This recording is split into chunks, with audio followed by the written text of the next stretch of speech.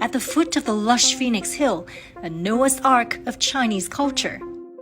These buildings will house the country's most important archives, from historic, cultural, and scientific documents to audio records, tickets, and stamps. The architecture itself is a cultural icon in its own right, designed by Guangdong's very own renowned architect He Jingtang.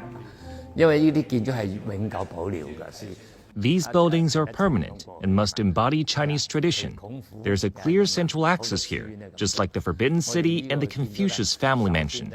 The layout is inspired by buildings in Chinese feudal society, so there is a line of ascendance from water to the mountains. The central line symbolizes authority and points to the Wenqin Pavilion. It's the main structure that will host archives and exhibitions over 7 floors, but it's designed to look like a 5-story pagoda. It's a reference to one of Guangzhou's oldest landmarks, dating back to the Ming Dynasty over 700 years ago. According to the architect, that's just one of the many balancing acts needed to create the perfect symmetry. The Taoist pursuit of harmony between man and nature is deeply ingrained in the design of the National Archives. The entire compound was moved slightly to the east to make way for this tree, which is more than 200 years old. The dash of green, along with the water features and the pagoda-style building, the result is a Chinese painting come alive. Putting thousands of years of history in one place is both a creative challenge and a huge technological and infrastructural undertaking. My first challenge was to showcase Chinese culture through modern techniques.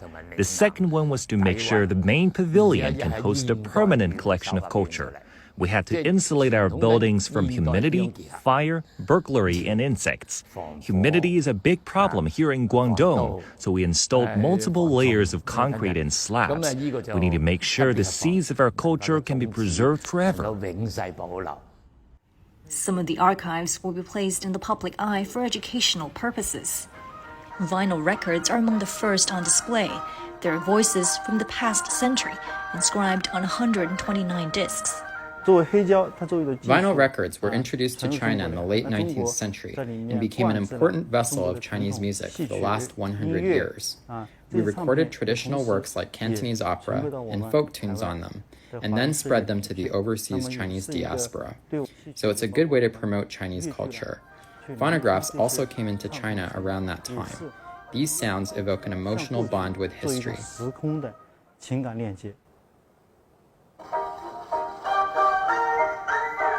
Moving through the times with classic folk tunes provides for a nostalgic experience. But what's on display here is China's growing cultural confidence and now state-of-the-art facilities to carry it forth to many future generations.